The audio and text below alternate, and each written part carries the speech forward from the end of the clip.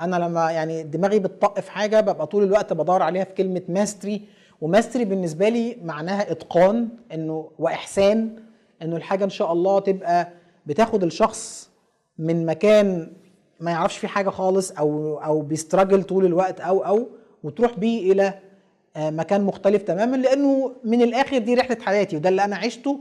انه وليد تاني وهو عنده 30 سنه كان يعني واخد الدنيا بالدراع وما كانتش بتجيب معاه نتيجه، وبعدين لما بدأ يفهم الحاجات اللي قعدنا نشيرها في العالم الداخلي و بدأت الدنيا تتغير. ومن فضل ربنا عليا انا وانا واقف معاكم النهارده بقارن نفسي ببدايه الكارير بتاعي، لا هو في فضل من ربنا كبير جدا.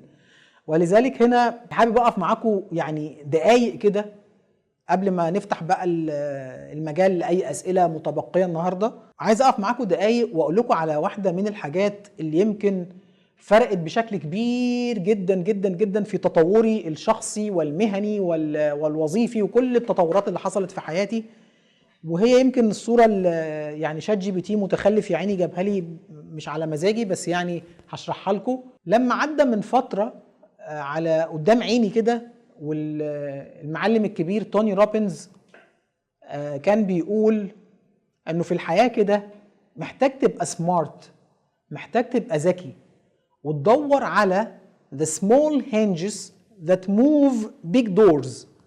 ده في الحياه كده المفهوم ده بتاع ان انت يبقى عندك باب كبير قوي. لو حد فيكم راح الاماكن اللي هي الاثريه والاماكن العبادات الكبيره، لو حد راح الحرم مكه ولا المدينه ولا راح الصين عند الحاجات الكبيره قوي دي، وتشوف باب كده اللي هو عايز مثلا 100 بني ادم يقف ويزق الباب ده عشان يتفتح. وبعدين تلاقي الموضوع في الاخر يعني بيجي العامل اللي واقف يقوم عامل بايديه كده والباب بيتفتح. فايه ده يعني؟ هو انت سوبرمان؟ لا، ولا سوبرمان ولا حاجه.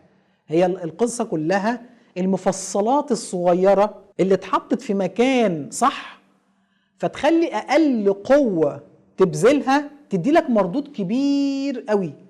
فتوني روبنز كان بيقول انه في الحياه طول الوقت انت محتاج تبقى سمارت. حد بيسمع الجمله طول الوقت اللي بنسمعها كتير انه don't work hard but work smart.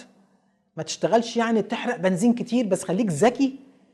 يعني انا شويه الجمله مش حاببها قوي زي ما هي، لكن اقدر اقول انه يعني work hard and smart. يعني انا فكره انه don't work hard دي يعني كانك ما تشتغلش، يعني ما تعزقش. يعني انا ما شفتش الموديل ده في حياتي، انه في حد عمل حاجه يا لطيف، عمل نجاح استثنائي في الحياه وهو ما بذلش مجهود حقيقي. فبحسها اكتر انه work hard and smart.